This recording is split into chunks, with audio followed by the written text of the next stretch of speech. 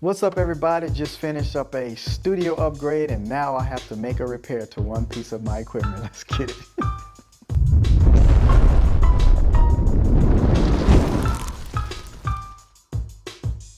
Hello everybody and welcome back to the channel. I'm Gerald, excited to share as always.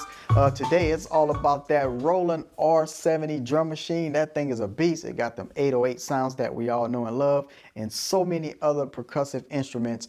It's vintage equipment because it really goes way back, and although there are many DAWs with sounds in them and my keyboard here has many sounds in it. This is the Roland Phantom X6. Sometimes you just need that old school, like analog mixer or that 808 bass that sometimes is only present in certain drum machines. So I love the machine. It works great to this day, and all I'm going to do is simply replace the battery inside of it to fix an error message. So go ahead, smash that like button, subscribe to our channel, and if you want to keep up with all these cool videos, all you got to do is rock that bell. So here it is, party people. This is the Roland R70 Rhythm Composer. I've had this in my possession pretty much since about 1995. And the main percussive instruments I use here, although it has many, are the 808 and the 909 sounds. What I'm doing though is I'm just going to simply replace the battery inside, because even though I plug this in, it shows an error message and it kind of won't let me get past the menu.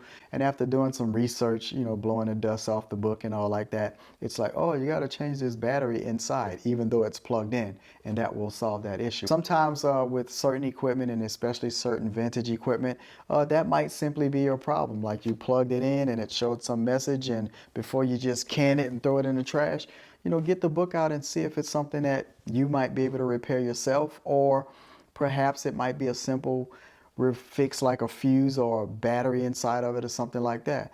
I did start that process months ago, okay, probably more like a year ago. So I really haven't touched or turned on this machine in about a year. And the reason why I'm holding on it dearly like this, because I've actually removed all of the screws that keep it together, to include screws that's actually inside the machine on the motherboard. Although I haven't touched this machine in a long time, I still was able to effectively maintain all of the screws. So I got to kind of rekindle where they go. So I'm going to probably figure that out here real soon. Here's like a cable management little tab that screws on the back of it, like kind of like your DJ controllers and stuff, if you guys even use that, or certain microphones have a safety loop. Well, this is kind of serving that purpose with one screw through it in the back of the Roland R70. All of these screws are generally the same threads and the same size. It's just some of them are kind of brass looking, and then some of them are coated black. And I do know that the ones on the black go outside the machine, like on the bottom of the housing, and the ones inside pretty much generally mounts to the motherboard. But anyway, these magnets are literally holding all these screws together.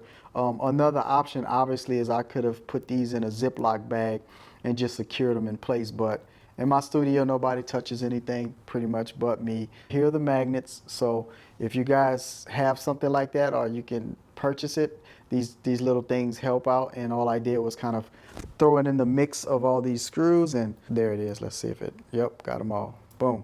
So let's go ahead and separate all the screws, get that thing all put together and back in the mix, and I'm looking forward to that. So let's get it. I have 6 of these brass screws, and then of course I have 12 of these black screws, and then there's the cable management thing with its own screw still mounted right through it. Let's go ahead and see if I could identify where on the machines all my black screws would potentially go. 1, 2, 3, and 4. Here is where that cable management screw will mount. So far I have 4 screws around up in here, and then looks like on the bottom here I have 1 at the top, so that would be 5, 6, 7, 8, 9, 10, 11, and 12. I am literally live on this video kind of refamiliarizing myself with the layout and what I've done. So looking at the motherboard here, I think the idea was to get to the battery, and I'm not sure why I didn't even finish this project, to tell you the truth, but to get to this battery I had to pretty much remove the motherboard, and the battery that I'm going to be replacing is literally mounted right here in this spot. So I took the old one out back then. I probably got distracted and just kept it moving in life. But either way, I'm going to replace that battery right in here. The brass screws, though, just looking at the board, I think they're going to pretty much go like 1, 2, 3, 4, 5, and 6 over here in the corner. So I've identified where all of my screws are going to go to, and now all I need to do is replace the battery. So let's get that done. So as you can see here, this is an Energizer CR2032 battery. It's 3 volts. So that's what's going to go right here in this compartment. Now, a note of caution, if you guys are going to take apart stuff, really pay attention to what you're doing.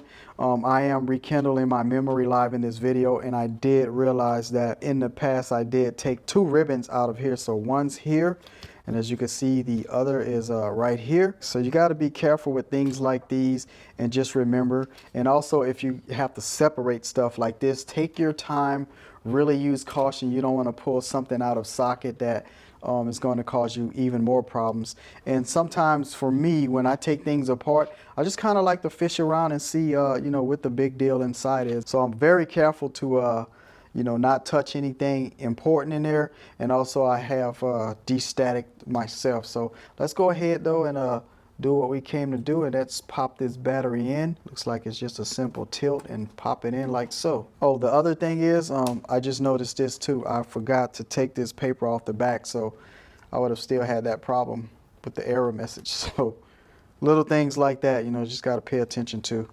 I did clean this out when I first took it apart, you know, just kind of dusted a little bit in there, but again, trying not to disturb the motherboard too much.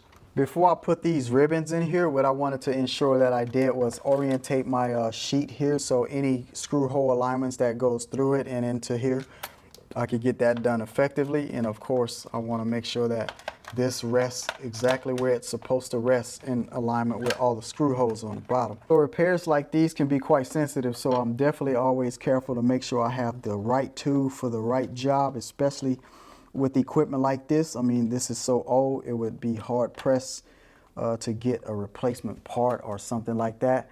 So just take your time if you have to do things like this, and you know, get the right tool for the job. But all I'm doing here is just kind of hand starting the 6 brass screws, making sure that I'm not forcing anything into the plastic in a crooked way, that I cross thread it, and I think that's pretty good already, so let's go ahead and use the screwdriver to assist. So I did mention these 2 ribbons over here earlier, and basically, you know, information goes through them. So to get these in, I'm going to deal with the bigger one first because it's right there and closer. And I'm just going to make sure that I'm able to get that in its slot without any obstructions. And once that takes place and it's in there snug and at its stop point, I can simply just push in this little locking bracket or bar. Moving on, I just wanted to give you a perspective on these ribbons. They're not really going to go the full length of all this ribbon. In fact, they probably go down about a 1/4 inch of the way. So I just wanted to show you that. But what I'm doing here is I'm just going to pry up here with my fingernail, as what I did on the other one. But just wanted you to see what that's like. So if you don't have fingernails or your hands are too big or something like that, just use a very small screwdriver or something. And being careful, you know, it's only going to go up so far. So just pay attention to different types of connections and whatever. So what I'm doing is making sure that from the side view, this ribbon actually goes in its dedicated slot correctly. So that's why I took the time to show you guys this particular perspective. And so I'm sliding this in here accordingly, and it's already routed how it normally is going to go. And all I have to do is, when it comes to a stopping point, push this right back down in its slot. And I'll do a little tug test just to make sure nothing comes loose, and looks like everything is okay. Y'all say what's up to the party, people. Okay, everybody, so I want to bring something to your attention, and it's kind of making me make a decision here, right? So I mentioned that I have 12 black screws. Those are in sets of 2 right there. And then there's the 1 screw with the cable management little plastic piece right there. But in recounting everywhere that there's a potential for a screw to go, I noticed that back here there are 3 screw holes. So 1, 2, 3. and then on the sides 4, 5, and then the bottom here 6, 7, 8, and then there's 9, 10 for as far as the holes back here go. But then over on here you have 11, 12, then 13 and 14. So I have 14 holes for potential screws, and again over here this is where the cable management plastic and screw goes. So I have 14 other holes on here to contend with between the very back and of course the bottom of the model. So I have to make a decision because I don't know if I were originally missing 2 screws or I just lost 2 screws or what. But what I'm going to do here is, since this is just merely some aluminum and there's some screw holes here, I'm not sure if I originally had screw holes here, but I'm not going to put 2 screws here or here. And the reason why is because when I put this back plate on, first of all, the motherboard is mounted down securely, which this bracket underneath is a part of the motherboard. So it's actually secured to the top plastic piece and the back of the plastic here, right? So I feel confident in that. And when I put this plate on right here, there's really only right here through the middle at the top bottom of this bracket, and then the rest around the sides here. So I'm definitely going to replace all of those. So we're looking at 1, 2, 3, 4, 5, 6, 7, and 8 screws. I think what is important, and especially on the back here, is to put 2 screws here because these are connection points, and although I can't physically separate them, I don't want to take any chances of that. So I'm definitely going to put 2 screws here and here, and I'm going to put the last 2 here and there, and of course the cable management bracket will take care of right there. So let's go ahead and get all that taken care of.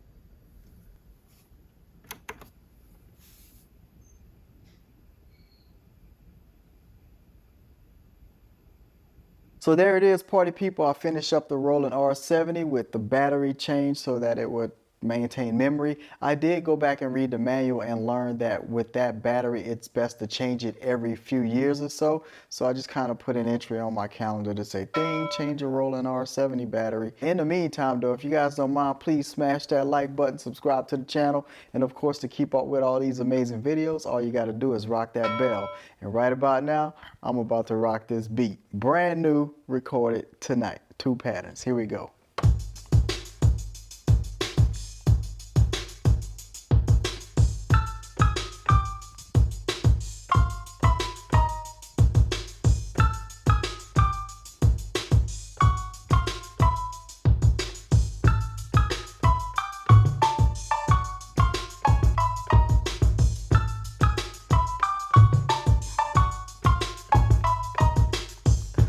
All right, y'all, that's it. If you want to know more about what we do at G5 Productions, all you got to do is visit www.g5productions.com. Let's get it.